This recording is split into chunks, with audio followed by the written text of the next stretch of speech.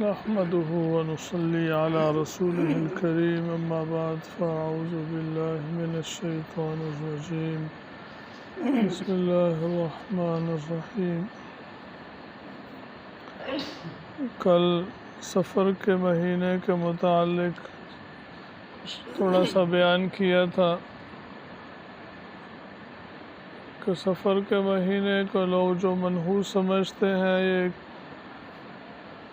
من گڑت بات ہے، بے حقیقت ہے، اس کی کوئی حیثیت نہیں۔ شریعت کے اندر کوئی بھی مہینہ منحوس نہیں ہوتا۔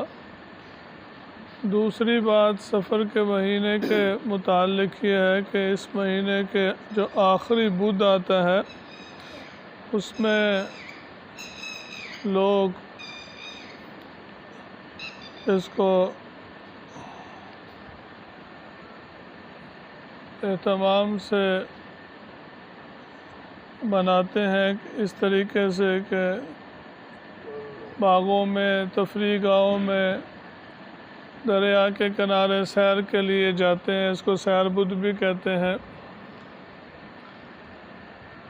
اور یہ سمجھتے ہیں، اس عقیدے کی بنیاد اس پہ ہوتی ہے ان کی کہ سمجھتے ہیں کہ اس بدھ کو حضور پاک صلی اللہ علیہ وسلم کو مرض سے افاقہ ہوا تھا یا صحت حاصل ہوئی تھی اور آپ صلی اللہ علیہ وسلم سیر کے لیے تشریف لے گئے تھے، اس لیے لوگ سفر کے آخری بدھ کو سیر بدھ کہتے ہیں اور سیر کے لیے جاتے ہیں۔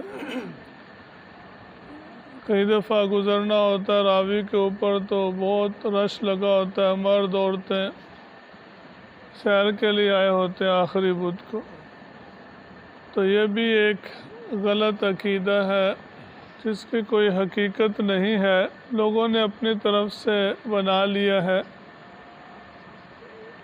نماز کے وقتوں کا پتہ نہیں ہوگا، شریعت کے دوسرے احکامات پہ عمل نہیں ہوگا، لیکن اس طرح کی کوئی سیر و تفریح کی باتیں، کھانے پینے کی باتیں ان کو پوری دن تاریخ ڈیٹ یاد ہوگی اور اس کا بڑا اہتمام کرتے ہیں۔ کچھ جشنوں کا اہتمام کھانے پینے کے جس میں ہو، سیر و تفریح کی باتیں ہوں تو یہ بہت یاد رہتی ہیں لوگوں کو باتیں۔ صحیح بخاری شریف کے اندر روایت ہے کہ رسول پاک صلی اللہ علیہ وسلم کا جس دن وصال ہوا اس سے 13 دن پہلے آپ صلی اللہ علیہ وسلم کی جس بیماری کے اندر آپ صلی اللہ علیہ وسلم کا وصال ہوا تو مسلسل آپ کی بیماری کی ابتدا ہوئی، جو اس بیماری کی وہ آخری بدھ کا دن تھا سفر کا، اور 13 دن مسلسل نبی کریم صلی اللہ علیہ وسلم بیمار رہے، اور اسی بیماری کے اندر آپ صلی اللہ علیہ وسلم کا انتقال ہوا۔ اور یہ جو کہتے ہیں کہ صحت ہوئی اور سیر کے لیے گئے، یہ لوگوں نے اپنی طرف سے بنایا ہوا ہے، اس کی کوئی حقیقت نہیں ہے، بلکہ لکھا ہے تاریخ کی کتابوں کے اندر کہ یہودیوں نے اس دن خوشی منائی تھی حضور صلی اللہ علیہ وسلم کے بیمار ہونے کی وجہ سے۔ تو مسلمان اپنی بے علمی کی وجہ سے، جہالت کی وجہ سے اس دن جو ہے خوشیاں مناتے ہیں جس دن یہودی خوش ہوئے اور حضور صلی اللہ علیہ وسلم بیمار ہوئے۔ وجہ کیا ہے؟ جہالت، بے علمی، علماء کرام سے نہیں پوچھتے، بس سنی سنائی باتوں پہ دیکھا دیکھی عمل کرتے ہیں، تو اس لیے بجائے ثواب کے الٹا گناہ کا اندیشہ ہے۔ قیامت کے دن جہالت کوئی عذر نہیں ہوگا، کوئی بندہ کہے کہ میں یہ کام کرتا رہا، یا اللہ مجھے تو پتہ ہی نہیں تھا، سارے لوگ کرتے تھے میں بھی کرتا تھا، تو اس کی وجہ سے یہ کوئی عذر نہیں ہوگا کہ ہم پاکستان میں رہتے ہیں، الحمدللہ یہاں پہ مدارس ہیں، علماء کرام ہیں، قرآن حدیث کی تعلیمات عام ہے، ہر بندہ اگر چاہے تو آسانی کے ساتھ مسئلہ معلوم کر سکتا ہے، پوچھ سکتا ہے، دیکھ سکتا ہے، پڑھ سکتا ہے۔ اب تو انٹرنیٹ کے اوپر اتنی کتابیں ہیں، خریدے بغیر ہی بندہ کوئی کتاب کھول کے دیکھ سکتا ہے، لیکن آدمی دلچسپی نہ لے، دیکھا دیکھی سنی سنائی باتوں پر ہی چلتا رہے، علماء کرام کے پاس نہ بیٹھے، نہ ان سے علم حاصل کرے، نہ ان سے مسئلہ پوچھے، بس جو ہمارے بڑے کرتے آئے ہیں، جو لوگ کرتے ہیں اسی پہ چلتا رہے، تو یہ جہالت اور گمراہی ہے، اور قیامت کے دن اس پہ کوئی آدمی کے پاس جواب یا عذر نہیں ہوگا۔ اللہ نے عمر دی ہے، عقل دی ہے، اور مسلمان کے اوپر فرض ہے اتنا علم حاصل کرنا کہ اس کا عقیدہ صحیح ہو جائے، اس کا عمل سنت کے مطابق ہو جائے، اتنا علم حاصل کرنا کہ 24 گھنٹے کی زندگی انسان اللہ تعالیٰ کے حکموں کے مطابق گزار سکے، ہر مسلمان کے اوپر فرض ہے۔ طلب العلم فریضۃ علی کل مسلم و مسلم۔ بعض لوگ اس زمانے کے اندر بھی ان کی یہ عادت ہے، جو بھی مسئلہ ہو، چھوٹا ہو بڑا ہو، خوشی ہو غمی ہو، وہ علماء کرام مفتیان اعظام سے پوچھ کے چلتے ہیں۔ یہ ہے محتاط لوگ، سمجھدار لوگ،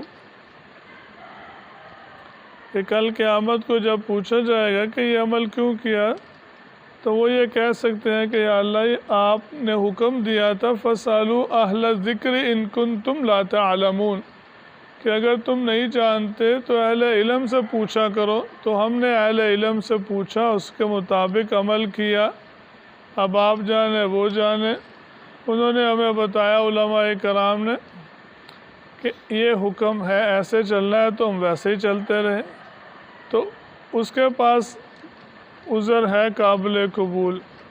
تو اس لیے جو پوچھتا ہی نہیں ہے، بلکہ بعض لوگ تو کہتے ہیں کہ ہمیں نہ بتایا کرو، ہمیں نہیں پتہ ہوتا، تو پھر بھی عذر ہے کہ ہمیں پتہ نہیں تھا، ہم جاہل تھے، اس لیے غلط چلتے رہے، پتہ چل گیا تو پھر ہمیں عمل بھی کرنا پڑے گا۔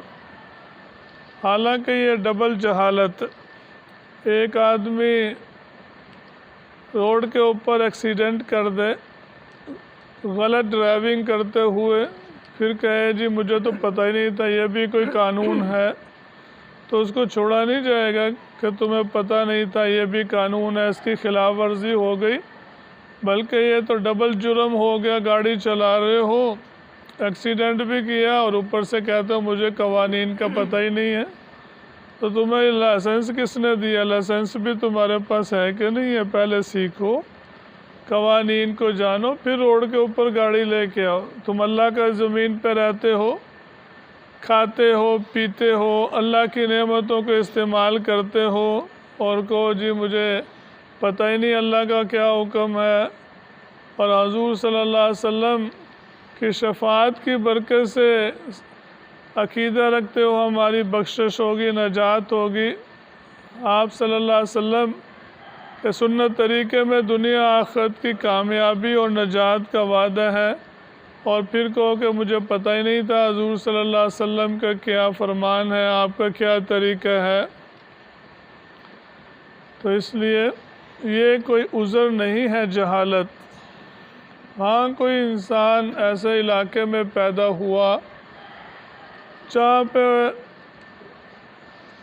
دار کفر ہے، سارے کافر ہیں، علماء نہیں، مدارس نہیں، اہل علم نہیں ہے کہ انسان پوچھ سکے، پھر اس سے کوئی غلطی ہو جاتی ہے جہالت کی وجہ سے، تو اس کا عذر پھر بھی قابل قبول ہے۔ لیکن جہاں پہ علماء موجود ہیں، مدارس موجود ہیں، فری مسئلے بتاتے ہیں، اور تعلیم دین کی فری دی جاتی ہے، اس کے باوجود بھی کوئی آدمی علم حاصل نہ کرے اور کہے کہ مجھے کوئی پتہ نہیں تھا، تو یہ عذر اس کا قابل قبول نہیں ہوگا، بلکہ یہ ڈبل مجرم ہے، ایک تو اس نے توجہ نہیں دی، ٹائم نہیں دیا، علم نہیں حاصل کیا، دوسرا یہ دنیا میں غلط چلتا رہا۔ تو اس لیے میرے محترم دوستوں اور بھائی اور بزرگوں، عمل چاہے تھوڑا ہی کیوں نہ ہو لیکن ستھرا ہونا چاہیے، شریعت کے مطابق، اللہ کے حکم کے مطابق، نبی پاک صلی اللہ علیہ وسلم کے سنت طریقے کے مطابق، قرآن اور حدیث کی تعلیم کے مطابق ہو، وہی عمل قابل قبول ہوگا، اس کا وزن ہوگا، چاہے چھوٹا ہی عمل کیوں نہ ہو۔ لیکن بڑے بڑے لوگ اعمال لے کے آئیں گے، قیامت کے دن ان کا کوئی وزن نہیں ہوگا، کسی شمار میں نہیں آئیں گے، اور الٹا ان کو گناہ ہوگا۔ اللہ تبارک و تعالیٰ کا ارشاد ہے، قُلْ هَلْ نُنَبِّئُكُمْ بِالْأَخْسَرِينَ أَعْمَالًا، کہ ہم تمہیں گھاٹے والے اعمال کے بارے میں نہ بتلائیں، الَّذِينَ ضَلَّ سَعْيُهُمْ فِي الْحَيَاةِ الدُّنْيَا، کہ جن کی ساری محنتیں، کوششیں دنیا کی زندگی میں جو انہوں نے کی سب رائے گاہ اور ضائع چلی گئی۔ وَهُمْ يَحْسَبُونَ أَنَّهُمْ يُحْسِنُونَ صُنْعًا، وہ سمجھتے رہے کہ ہم بڑے اچھے نیکی کے کام کر رہے ہیں۔ حضور پاک صلی اللہ علیہ وسلم کے سامنے ایک جماعت آئے گی جو جن کو فرشتے مار مار کے دوزخ کی طرف لے کے جا رہے ہوں گے۔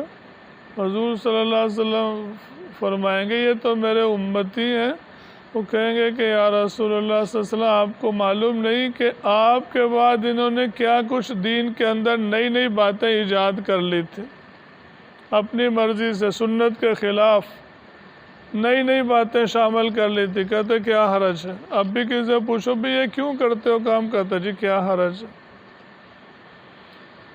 تو یہی گناہ ہے، بدعت ہے۔ حضور صلی اللہ علیہ وسلم فرمائیں گے ان کو دفع کرو، لے جاؤ ان کو۔ تو اس لیے کام آنے والی چیز سنت ہے، اللہ کا حکم ہے، تھوڑا بھی ہو تو وزنی ہوگا، قابل قبول ہوگا۔ جس پہ حضور صلی اللہ علیہ وسلم کی سنت کی مہر ہوگی وہی عمل ہے، اور جس پہ سنت کی مہر نہیں ہوگی وہ قابل قبول بھی نہیں ہوگا، چاہے دیکھنے میں کتنا ہی خوبصورت عمل کیوں نہ ہو۔ اس لیے دیکھا دیکھی پہ نہ چلے، آنکھیں کھول کے سمجھداری سے، عقل مندی سے۔ ہمارے پیر صاحب فرماتے ہیں، جو سنبھل کے چلے گا وہی آخرت کی خوشیوں کے اندر پہنچے گا۔ اللہ تعالی ہم سب کو دین کی صحیح سمجھ عطا فرمائے اور عمل کرنے کی توفیق عطا فرمائے۔ الحمدللہ رب العالمین، والصلاة والسلام علی سید الانبیاء والمرسلین۔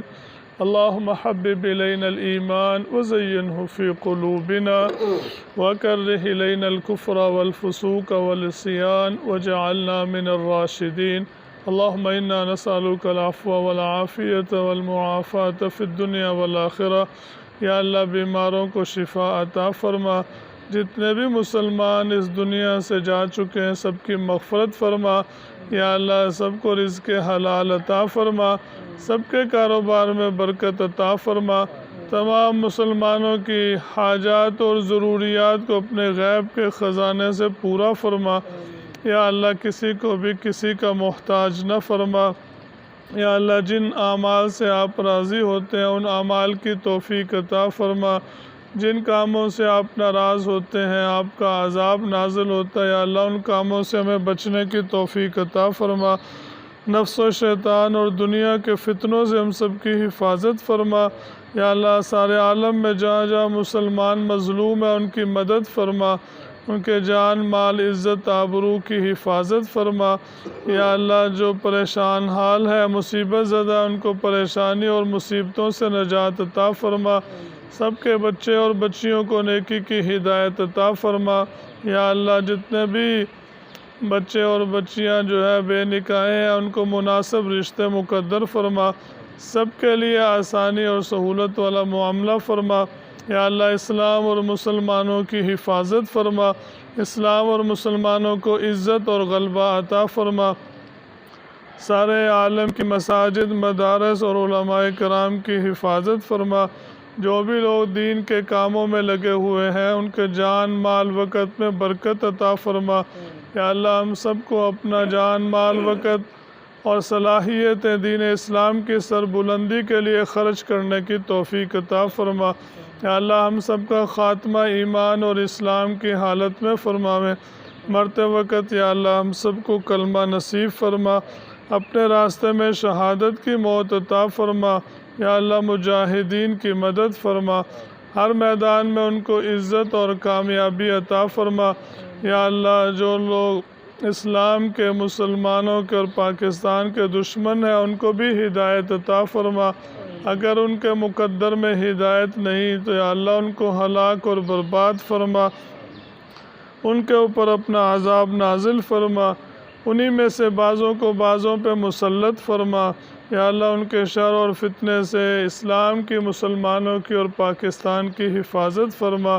یا اللہ ہم سب کو دین کے اوپر استقامت عطا فرما، مرتے وقت یا اللہ ہم سب کو کلمہ نصیب فرما، آخرت میں نبی پاک صلی اللہ علیہ وسلم کی شفاعت نصیب فرما اور آپ صلی اللہ علیہ وسلم کے مبارک قدموں میں جگہ عطا فرما۔ جزا اللہ عنا سیدنا محمد ما هو اہلہ وصلی اللہ تعالی علی النبی الکریم وعلی آلہ واصحابہ اجمعین برحمتک یا ارحم الراحمین۔